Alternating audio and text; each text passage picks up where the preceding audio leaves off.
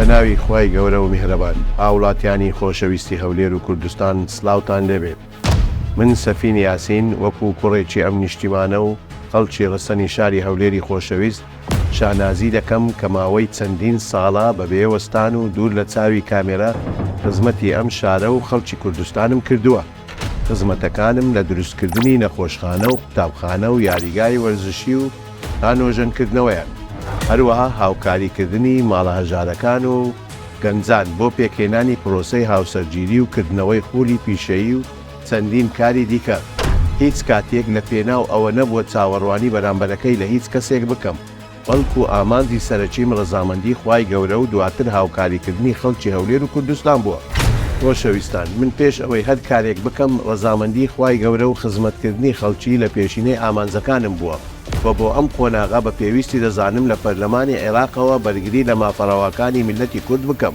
هەر بۆیە بڕیارم داوە لە پرۆسەی هەڵبژاردن بەشدار بم، چونکە دەزانم خەڵکی کوردستان کەسانێک دەکەنە نوێنەری خۆیان کە بەڕاستی لەگەڵ خەم و کێشەکانیان ژیابن.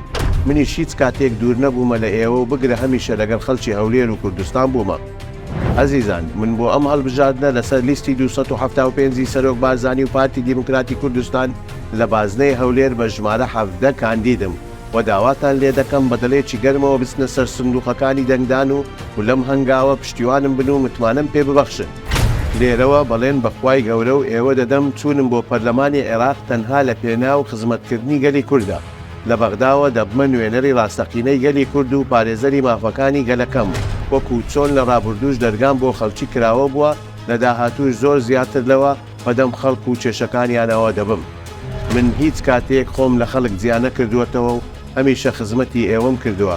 دڵنیام ئێوەش لەم قۆناغا من بەتەنیا زێناهێن و پشتیوانم دەبن. دەستە ناو دەست با بچینە سەر سندوقەکانی دەنگدان و دەنگ بدەین بۆ سەرکەوتنی لیستی ژمارە 275 پارتی و سەرۆک بارزانی و کاندیدی ژمارە 17. سوپاس بۆ پشتیوانیتان، براتان دکتۆر سەفین یاسین، کاندیدی ژمارە 17 لەسەر لیستی 275 پارتی دیموکراتی کوردستان.